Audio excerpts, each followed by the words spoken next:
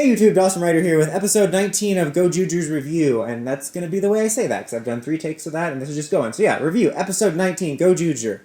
So this episode's sort of gimmick of the week was a little kind of whodunit clue type of story, and it was one of my more favorite ones in the sense that we've had some really off-the-wall weird ones. There's been some weird ones where I have enjoyed just for the sheer absurdity, but usually it's pretty much like a weird game show gone awry. So I like that this one was something a little bit more like normal. I mean, it's funny too because one of my favorite moments of the episode is when Haru says, "God, we have another weird number 1 villain. Can't we just have a normal one?" Which I just thought was funny and kind of meta, but also funny because this felt like a more normal thing. Like this plot felt like something I might actually see in another Sentai rather than some of the weird stuff they've been doing. And it was fine. You know, I still wish there was more going on in the show. Like in this episode, you had 2 plots. The A plot was this murder mystery, and the B plot was this little mini conflict between Goodburne and Tegasword, kind of like a father-son thing.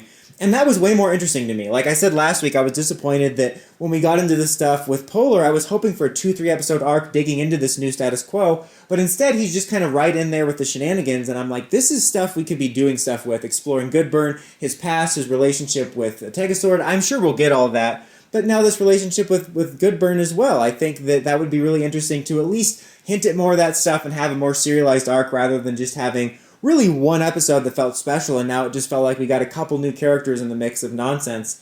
It also made me wish that instead of doing this weird forced marriage kid thing, that we had just had a storyline where June and Zord had already had a past and had a kid that maybe had to be sealed away. I think that would have been much more interesting and a lot less weird. And I made comparisons to like alternate reality to Doctor Who's recent finale with the Wish World stuff, and this reminded me of like the whole Poppy stuff. If you don't watch Doctor Who, you have no idea what I'm talking about, but you know, weebly wobbly, timey-wimey, don't be lasagna. But it's just funny that it reminded me of that so much. And it's just a very weird dynamic. Weird dynamic. But anyway, I did find that stuff interesting. It kind of leads to a weird forced fight at the end with one of the more exciting moments of the episode with Black Daizyuzin showing up again, which we'll get to in a minute. But just to briefly go over the detective stuff, I was a little bit confused because you had the murder of what I'm going to call a bell putty, because I'm basically an old parent that just calls all the henchmen putties since forever. Like, I lost track of their names, especially in Japanese. So yeah, the bell putty got killed.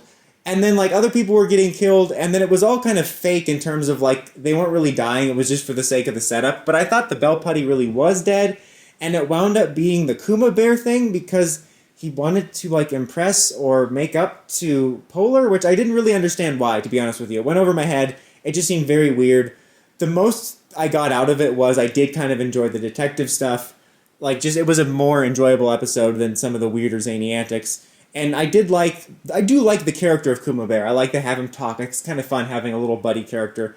And then the little bit of quote-unquote backstory that he used to be a toy before he got, not cursed, but I guess awakened by whatever happened with Goodburne, kind of reminds me of the backstory of Baynet. I think Baynet's the one that was a doll that came to life in Pokemon, right?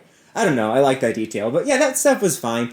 But I was far more interested in the kind of stuff about Goodburne and his relationship with Tegasword. Kind of reminded me, in a way, of when I used to complain about Dino Supercharge and Ninja Super Steel, or whatever the super order names were, where, like, they would have the A plot be the filler and the B plot was the storyline, and that's kind of what it reminded me of here.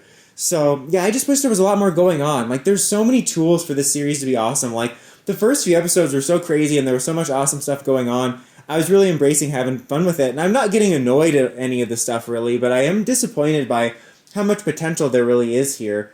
We did also get a brief Gokai change, or Goju change, or whatever, with Go on Red, which was kind of cool. We did a cameo by Go Rotor GT's wheel form, which I guess is not really cool. I mean, it wasn't uncool, but I mean, it's the wheel form. We could have done any wheel. Anyway, coolest part of the episode is Black Daizyuzin showing up. We don't know who's in it. Actually, I forgot about the other funniest part of the episode was when Fire Candle showed up to mourn his drinking buddy, which was the Bell Putty. I thought that was a funny line. Anyway, the Black Daizyuzin showing up. And it does a Zord Builder, like clearly advertising Sentai Zord Builder. I can't remember the name of it at the moment. Robo Revolution. No, that's not it. That's the name of Doctor Who episode. There's so much Doctor Who, it's bleeding into all my content constantly. I really need to do a Doctor Who video at some point. Robo Universe! There we go. It's that line. So, yeah. I mean, I like this moment. Again, I'm embracing kind of the crossoverness. I'm curious to see who's piloting it. I like the little cliffhanger like that. I hope it leads to a little bit more stuff going on. And I hate to sound like a broken record for those of you that have followed my reviews regularly, but this yet again hammered home how retroactively annoyed I am that Boom Boonger forced the promo in for the Robot Revolution, aka Zord Builder, because this was the perfect series for it. It made sense why you're selling old mecha, why you would do random stuff like this. They built it into the storyline. Like, not only is it an anniversary, but the way everything works, it's built in. You just should have waited. It's not like it ruined Boom Boonger. It didn't ruin what I liked about the series, but it just felt so forced. And it's like, you just needed to wait 1 year. Just, that bothers me so much. They were so close. If it would have been years out and this line had been going on forever, it'd be fine. But the fact that we were 1 year away, and I'm going to presume they're going to do something anniversary related next year. I know they made the hoopla about moving the anniversary date, but at the 50th season, there's going to be something going on, even if it's just a movie, and I'm sure they'll continue the line, so they should have just waited. Now I'm just reviewing their practices. Anyway, this was an okay episode. I enjoyed it fine. I just hope we get more going on. But what did you guys think of the episode? Let me know in the comments as always. Till next time, Dawson Ryder, signing out.